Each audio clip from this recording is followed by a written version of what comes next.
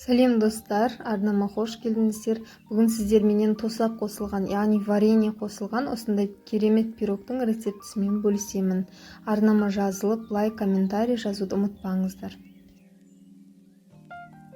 Ең алдымен 2 жұмыртқаға 100 грамм құмшекер қосып, жақсылап аппақ болып көпіргенше араластырып аламыз. Содан кейін үстіне бөлме температурасындағы сары майды қосып, жақсылап араластырамыз.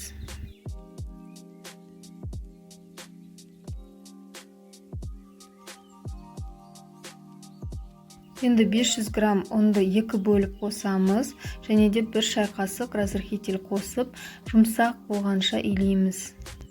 Дәл осы қамырдан жемістер қосылған пирог немесе сүзбе қосылған пирог жасасаңыздар да жақсы болады. Енді қамырымыздың 3-тен 1 бөлігін кесіп бөлек қоямыз да, қалған үлкен бөлігін алып противеньге жақсылап жаямыз.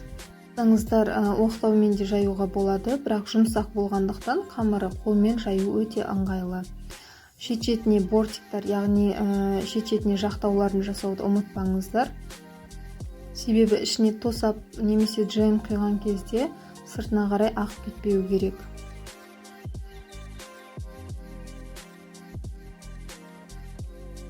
Негізгі қамырымызды дайындап алғаннан кейін ішіне менде шамамен 300 граммдай тосап, бұның орнына сіздер джем қолдансаңыздар да болады.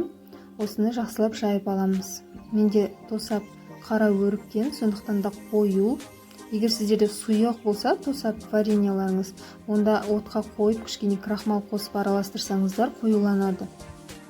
Енді қалған бағанағы кішкентай бөлігінен біз үстіне әдемі безендіру жасаймыз.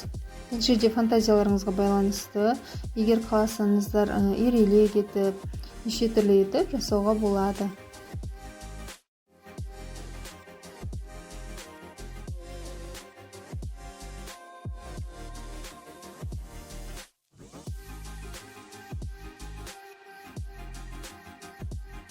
Дайын болған қамырымыздың бетіне жұмыртқаның ағын жағамыз, сосын пешке 180 градусқа 35 минутқа қойып аламыз. Сіздер пештеріңіздің түріне қарай, оның қызуына қарай бақылап отырғандарыңыз дұрыс. Егер беті қызарып келе жатса, онда пешті сөндіреміз, ол пісті деген сөз. Міне біздің пирогымыз дайын.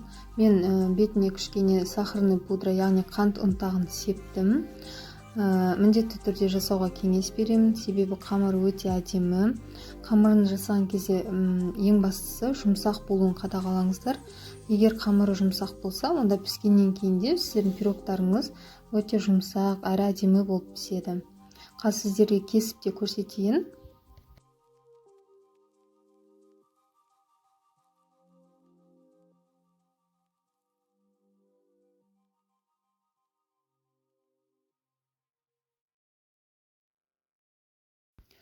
Мінекей достар, іші осындай болады, өте жұмсақ, әрі жақсы піскен. Ортасында енді өздеріңіздің қалауларыңызша джем қоюға болады, джем салуға, немесе кез келген варенье түрінен, желінбей тұрып қалған варенье болса да тіптен керемет. Осындай пирог жасасаңыздар, бәрі де жеп қояды. Ас болсын достар, міндетті түрде жасап көріңіздер, арнама тіркеліңіздер, ұнаса лайк, комментарий қалдырыңыздар.